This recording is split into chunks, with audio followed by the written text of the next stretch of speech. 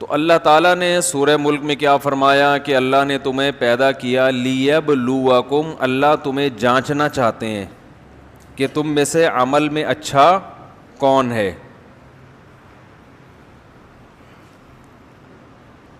پھر جنت اور جہنم کا تذکرہ آیا. اب اللہ تعالیٰ دنیا کے عذاب سے بھی ڈرا رہے ہیں کہ تم زمین پہ اللہ کی نافرمانی کرتے ہو. اَأَمِنْتُم مَّن فِي السَّمَاءِ، بھلا جو ذات آسمان میں ہے تمہیں اس کے بارے میں ڈر نہیں لگتا اَن يَخْسِفَ بِكُمُ الْأَرْضَ، کہ وہ تمہیں زمین میں دھنسا دے. یعنی اس میں اشارہ کر دیا کہ جو آسمان میں ہے وہ زیادہ طاقتور ہے اور تم زمین پر ہو، تم کیا ہو؟ کمزور. قرآن میں اسی مضمون کو دوسرے انداز سے بیان کیا گیا. وَيَخَافُونَ رَبَّهُم مِّن فَوْقِهِمْ، یہ لوگ ڈرتے ہیں اپنے رب سے جو ان سے اوپر ہے. تو اس میں بتایا گیا ہے کہ یہ انسان جو ہے نا مکمل کس کے کنٹرول میں ہے؟ اللہ کے کنٹرول میں. اس سے یہ بھی پتہ چلتا ہے کہ بعض لوگ اس میں بڑا غلو کرتے ہیں کہ جس نے یہ کہہ دیا کہ اللہ عرش پر ہے، آسمان پر ہے، تو گویا مکان لازم آ گیا تو وہ گمراہ ہو گیا. قرآن خود جگہ جگہ کہہ رہا ہے بھلا اس سے تم ڈرتے نہیں ہو جو آسمان میں ہے. تو جو اللہ کا مطلب ہے وہی ہمارا مطلب ہے. کوئی آپ سے پوچھے نا کہ تم جب کہتے ہو اللہ آسمان پہ عرش پہ ہے تو یہ تو اللہ کے لیے جہت لازم آ رہی ہے، مکان لازم آ رہا ہے، تو آپ کہو نہیں لازم آ رہا.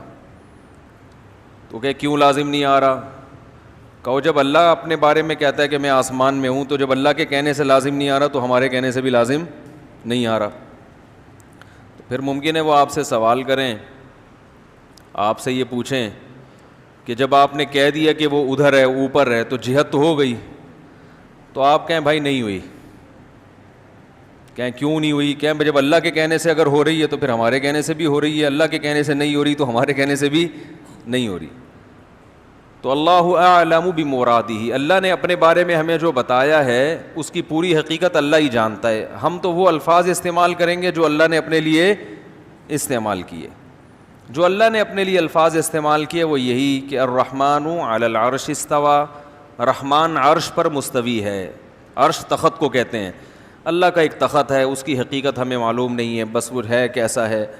اور من فی السماء، آسمانوں میں ہے. اسی طرح حدیث میں آتا ہے کہ ایک باندی نبی کے پاس آئی، آپ نے پوچھا این اللہ، اللہ کہاں ہے؟ اس باندی نے کہا فی السماء، آسمانوں میں ہے. آپ نے فرمایا کہ اس کو آزاد کر دو. صحابی کو حکم دیا کہ اس کو آزاد کر دو. آپ نے اس سے نہیں پوچھا آسمانوں میں کیسے ہے، کیا بھائی. تو عامی آدمی سے بھی جب پوچھا جائے گا اللہ کہاں ہے تو وہ کہے گا بھائی اللہ آسمانوں میں ہے، عرش پہ ہے. کیسے ہے، کیا ہے، ہمیں نہیں پتا. البتہ قرآن میں کچھ دوسری آیتیں ہیں جن میں آتا ہے وَهُوَ مَعَكُمْ أَيْنَمَا كُنْتُمْ، تم جہاں بھی ہو وہ تمہارے ساتھ ہے. یہ بھی ہے قرآن میں. نَحْنُ أَقْرَبُ إِلَيْهِ مِنْ حَبْلِ الْوَرِيدِ، ہم تمہاری شہرک سے بھی زیادہ قریب ہیں. بات سمجھ میں آ رہی ہے؟ تو دیکھیں کسی بھی کلام کو نا سمجھنے کے لیے یہ ضروری ہے کہ اس زبان میں اس قسم کے کلام کا کیا مطلب لیا جاتا ہے. تو جب بھی ہم کسی سے بات کرتے ہیں، اردو میں بھی جو اصول ہیں وہی عربی میں ہیں اس معاملے میں. جب آپ کسی کی مدد کا وعدہ کرتے ہیں اور بتاتے ہیں کہ میری مدد ہر وقت تمہارے ساتھ رہے گی، تو آپ اس کے لیے کیا الفاظ استعمال کرتے ہیں کہ بھئی تم جہاں ہو میں تمہارے ساتھ ہوں. یعنی تم پہ نظر رکھے ہوئے ہوں اور تمہاری مدد کے لیے ہر وقت تیار ہوں. تو یہاں مطلب یہ ہوتا ہے کہ علم کے لحاظ سے بھی تمہارے ساتھ ہوں، یعنی مجھے پتا ہوگا تم کیا کر رہے ہو، نظر رکھی ہوئی ہے میں نے. اور قدرت کے لحاظ سے بھی تمہارے ساتھ. قدرت کا مطلب کہ تمہاری مدد پر میں قدرت رکھتا ہوں. تم یہ نہ سمجھو کہ مجھے قدرت ہی نہیں ہے، تو میں ہر وقت تمہاری مدد کر سکتا ہوں. تو عربی میں بھی، چونکہ عربی بھی ایک زبان ہے، تو قرآن جب عربی میں نازل ہوا تو قرآن کا بھی وہی مطلب لیا جائے گا جو عربی زبان میں مطلب لیا جاتا ہے. قرآن جب کہتا ہے کہ اللہ کہاں ہے تو اس کا جواب قرآن دیتا ہے عرش پر ہے، لیکن قرآن دوسری جگہ یہ بھی بتاتا ہے کہ ہم ہر وقت تمہارے ساتھ ہیں. تو ان دونوں آیتوں میں تطبیق ایسے ہوگی کہ اللہ کی ذات عرش پر ہے، لیکن علم اور قدرت کے لحاظ سے اللہ ہر جگہ موجود ہے، ہر وقت ہمارے ساتھ ہے، یعنی ہمیں دیکھ بھی رہا ہے، سن بھی رہا ہے. جیسے قرآن میں حضرت موسیٰ علیہ السلام کے بارے میں آتا ہے کہ ہم نے موسیٰ اور ہارون کو فرعون کے پاس بھیجا. اب حضرت موسیٰ گھبرا رہے ہیں کہ فرعون نے تو وہ تو بڑا ظالم ہے، وہ تو مجھے مار ڈالے گا.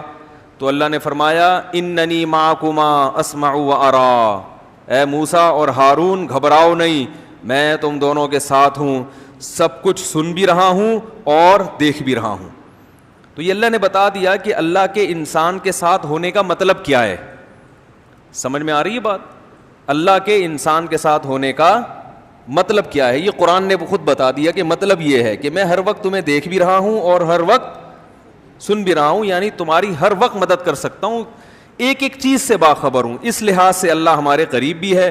لیکن اللہ کی ذات کہاں ہے؟ عرش پر ہے، لیکن اس کی کیفیت ہمیں معلوم نہیں ہے. تو اللہ سورہ ملک میں فرماتے ہیں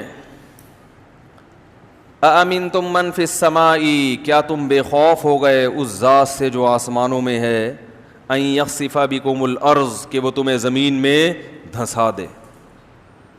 اس سے پتہ چلتا ہے کہ گناہ کرنے سے دنیا کے عذاب آنے کا بھی خطرہ ہوتا ہے. کئی بستیوں کو اللہ نے ہلاک کیا ہے، کسی کو سیلاب سے. قرآن میں آتا ہے فَكُلًّا أَخَذْنَا بِذَنبِهِ، جتنی بستیوں نے نافرمانی کی پچھلی امتوں میں ہم نے ہر ایک کو اس کے گناہ پہ پکڑا ہے. فَمِنْهُمْ مَنْ أَرْسَلْنَا عَلَيْهِ حَاصِبًا، فرمایا کچھ بستیاں ایسی تھیں جن پر ہم نے آسمان سے پتھروں کی بارش نازل کی. وَمِنْهُمْ مَنْ خَسَفْنَا بِهِ الْأَرْضَ، کچھ بستیوں کو ہم نے زمین میں دھنسایا. وَمِنْهُمْ مَنْ أَخَذَتْهُ الصَّيْحَةُ، کچھ بستیاں ایسی تھیں جن کو زوردار آواز نے پکڑا اور ان کے کلیجے پھٹ گئے. وَمِنْهُمْ مَنْ أَغْرَقْنَا، کچھ لوگ ایسے تھے جن کو ہم نے سمندر میں غرق کر دیا، جیسے فرعون کو اور نوح علیہ السلام کی قوم کو. بہت تباہیاں زمین میں آتی رہی ہیں انسان کی نافرمانی کی وجہ سے. تو اللہ تعالیٰ نے سورہ ملک میں کیا فرمایا کہ اللہ نے تمہیں پیدا کیا لیبلوکم، اللہ تمہیں جانچنا چاہتے ہیں کہ تم میں سے عمل میں اچھا کون ہے.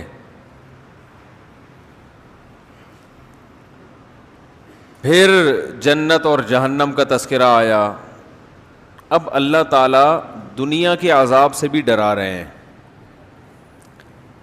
کہ تم زمین پہ اللہ کی نافرمانی کرتے ہو. اَأَمِنْتُم مَّن فِي السَّمَاءِ، بھلا جو ذات آسمان میں ہے